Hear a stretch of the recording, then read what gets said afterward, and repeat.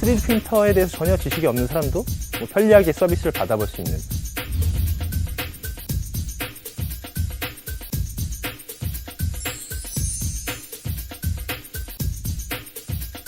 어떤 리더십을 끌어낼 수 있는, 어떻게 공감을 얻어내고 그들을 이렇게 리드할 수 있는 이제 그런 것들이 생겼던 것 같아요.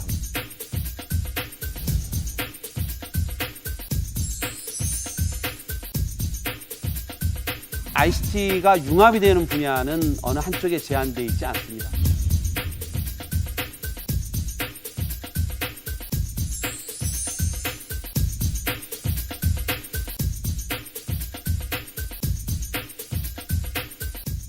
잘 아시다시피 3포로 시작해서 네. 5포, 지금 최근에는 이제 7포.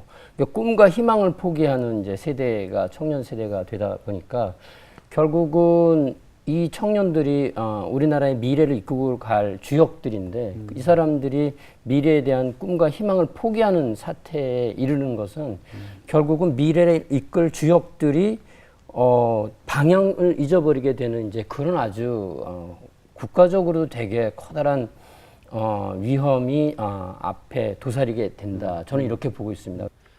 사실 지금 40대, 50대, 60대, 특히 50대, 60대 같은 경우에는 우리 젊은 친구들이 들으면 약간 좀 짜증이 날 수도 있지만 대학 나오면 그냥 줄 서서 괜찮은 직장에 들어갔던, 그래서 10년, 20년 일하면 아파트도 한 채 장만할 수 있는 세대였잖아요.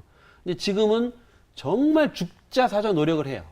저도 대학에 있습니다만은 우리 제자들이 노력하는 걸 보면, 야, 요즘 내가 태어났으면은 나는 정말 취직도 못 하겠구나 라는 생각이 들 정도로 정말 노력들을 많이 하거든요. 참 정말 불쌍할 정도로 노력을 하는데 이게 점점점 이제 높아져 가는 거예요.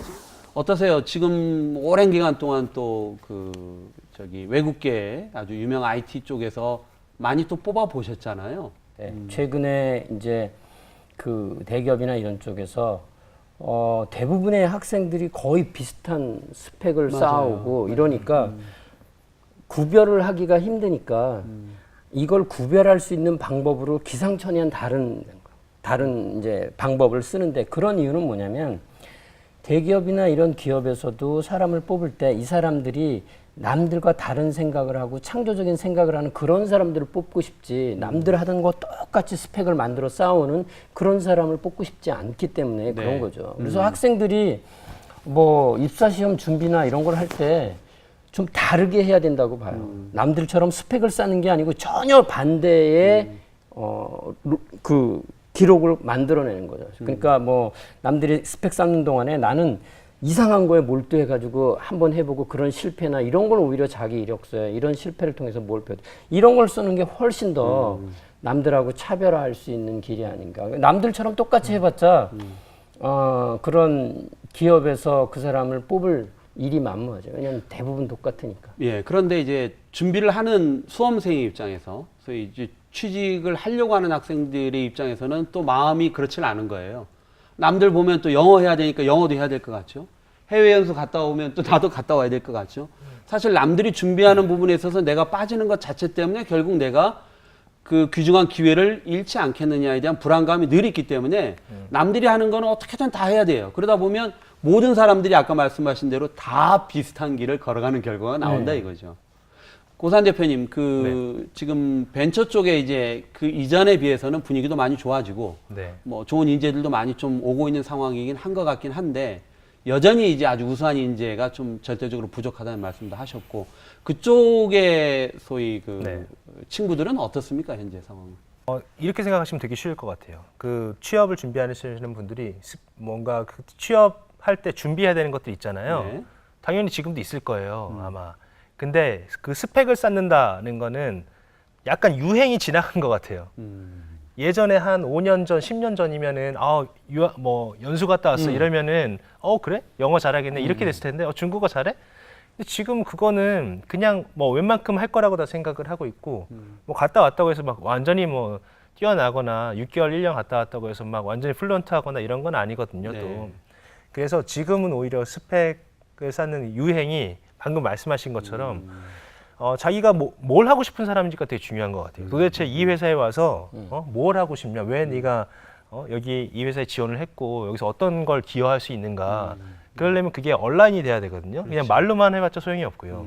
자기가 구체적으로 그걸 위해서 그렇죠. 어떤 노력을 했는지가 예, 보여야 되는 그게 거죠. 뭐 졸업하고 나서 뭐 연수 갔다 와서 뭔가를 시작하는 게 아니라 이미 대학교, 심지어 고등학교 그 이전부터 뭔가를 막 해와 자기 프로젝트를 막 해간 사람도 있단 말이에요. 네, 네. 그런 사람들을 안 뽑을 수가 없어요. 정말이에요. 아, 우리랑 너무나 맞는 그런 거. 그냥 취업하기 위해서가 아니라 자기가 그냥 하고 싶었던 일인데 이게 맞는 거죠. 이 회사가. 나는 그냥 여기 가면은 내 걸 다 발휘할 수 있는 것 같은 그런 사람이면은 안 뽑을 수가 없어요. 그래서 저도 우리 애들한테 어떤 얘기를 하냐면 자소서라고 하죠. 자기소개서에 절대 언어 연수, 해외 연수 갔다 온 얘기 쓰지 마라. 네. 근데 이제 이 친구들 입장에서는 4년 다니면서 그 기간이 정말 뜻깊은 기간이에요. 그 6개월간, 1년간 정말 초, 중, 고 다니면서 한 번도 해보지 못했던 스스로의 어떤 선택, 자유, 또 많은 새로운 만남. 그러니까 정말 자기소개서에 쓰고 싶죠. 근데 자기소개서를 읽는 사람은 어떻겠어요?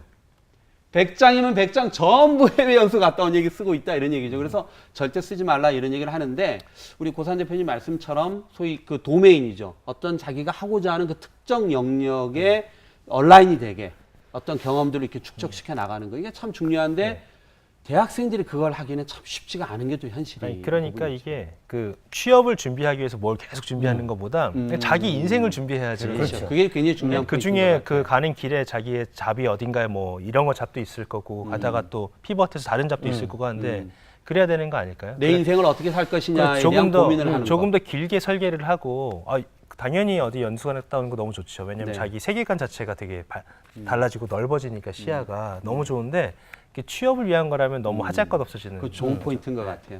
취업을 위해서 준비하지 말고 자기 미래를 위해서 준비하자 이런 건데 자 구체적인 어떤 해법을 오늘 조금 얘기를 해야 될 것 같아요. 구체적인 얘기를 해야 될 것 같은데 보통 우리가 이제 청년들을 모아놓고 이런 얘기를 하면 뭐 아프니까 청춘이다. 너희들 아픈 얘기 해봐라. 여러분 계속 아프세요?